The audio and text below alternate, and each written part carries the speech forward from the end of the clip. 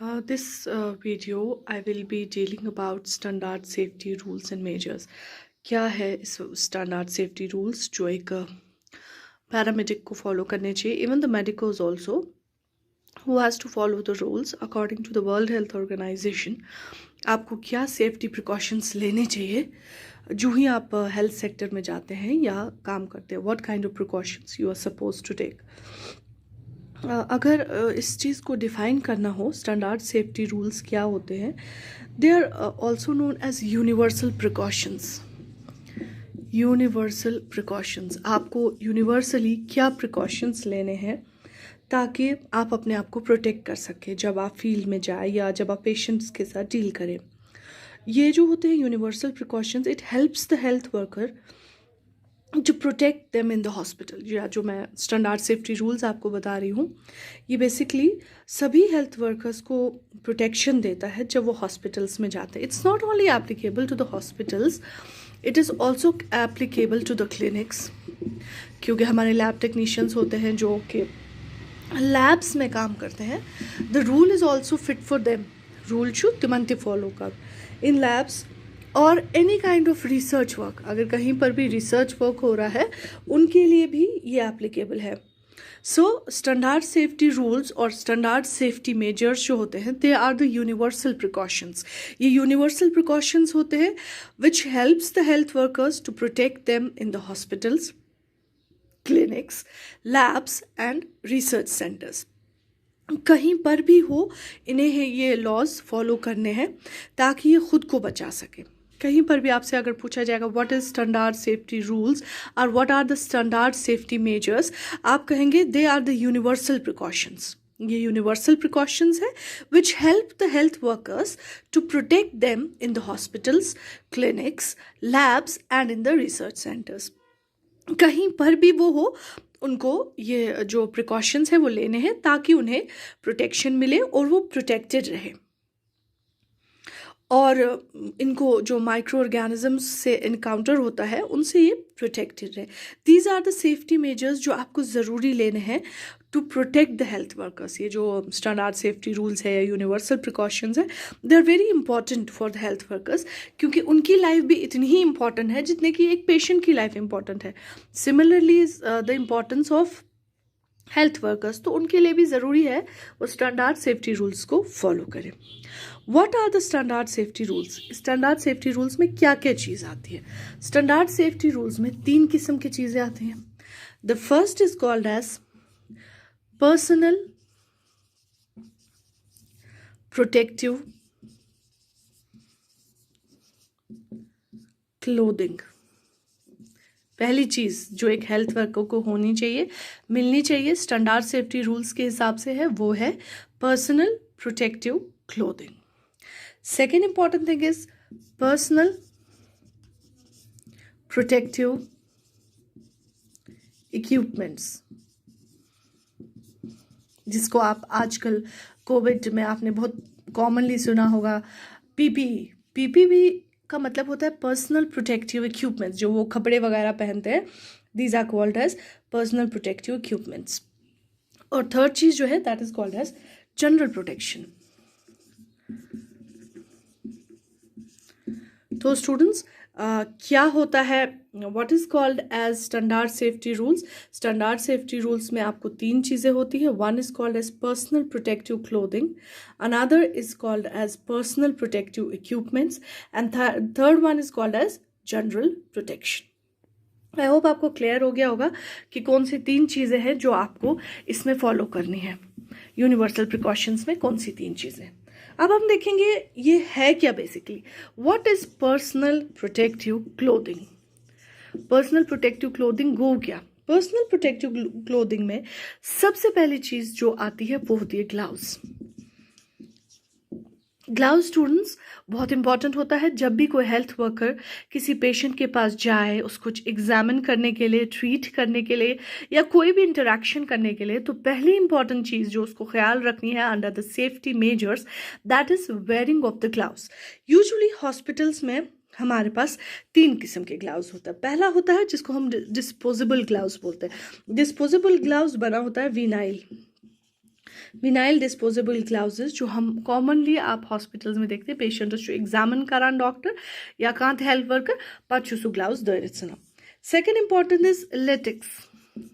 Latex वो बड़े बड़े होते हैं जिन्हें हम सर्जिकल ग्लाउजेस कहते हैं,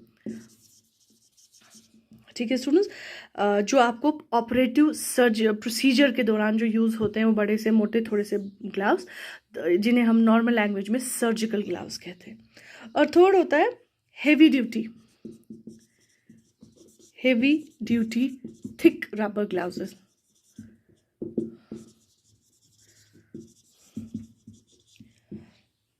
ये ज़्यादातर वेस्ट को हैंडल करने में, जैसे आपको पता ही होगा, हमने हॉस्पिटल वेस्ट मैनेजमेंट भी मैंने आपको बताया कि हॉस्पिटल से काफ़ी वेस्ट निकलता है। सो उस चीज़ को हैंडल करने के लिए आपको थोड़ा मोटा और हेवी ड्यूटी ग्लव्स ज़रूरत होता है जिसे हम वेस्ट हैंडलिंग ग्लव्स कहते हैं। तो सेकेंड इंपॉर्टेंट चीज़ जो आपकी पर्सनल प्रोटेक्टिव क्लोथिंग में होती है that is called as mask. Mask another important tool है जो सिंपल, रीयूजेबल होती है। बहुत जगहों पे आप देखते हैं हमारे पास जनरली दो किस्म के मास्क होती है, एक वो होती है जो रीयूजेबल होती है, एक वो होती है जो सिंपली यूज एंड थ्रो होती है। वो हल्की जो आप आजकल वो ग्रीन कलर की मास्क देखते हो they are generally use and throw, आपने 2-4 पेशेंट्स देख लिया फेंक दिया। रीयूजेबल हमारे पास होते हैं वो बड़े बड़े से जिनमें फैंस वगैरह लगे होते हैं, वो रीयूजेबल होते हैं। सो पर्सनल प्रोटेक्शन क्लोथिंग में पहले आपने देखा कि पर्सनल में प्रोटेक्शन क्लोथिंग में सबसे पहले आपके लिए ग्लव्स इंपॉर्टेंट होता है और सेकेंड इंपॉर्टेंट होता है मास्क। थर्ड इंपॉर्टेंट होता है एप्रन। एप्रन के भी टाइप होते हैं जैसे कि फुल स्लीव्स एप्रन, जैसे कि नी लेंथ एप्रन,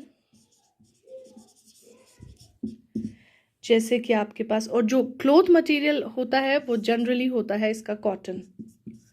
सो 3 किस्म की पर्सनल प्रोटेक्टिव क्लोथिंग होती है जो आपको as a standard safety rules apply करने हैं। वो होता है पहले gloves, mask and apron. I hope it's clear कि आप पर्सनल प्रोटेक्टिव क्लोथिंग क्या होती है।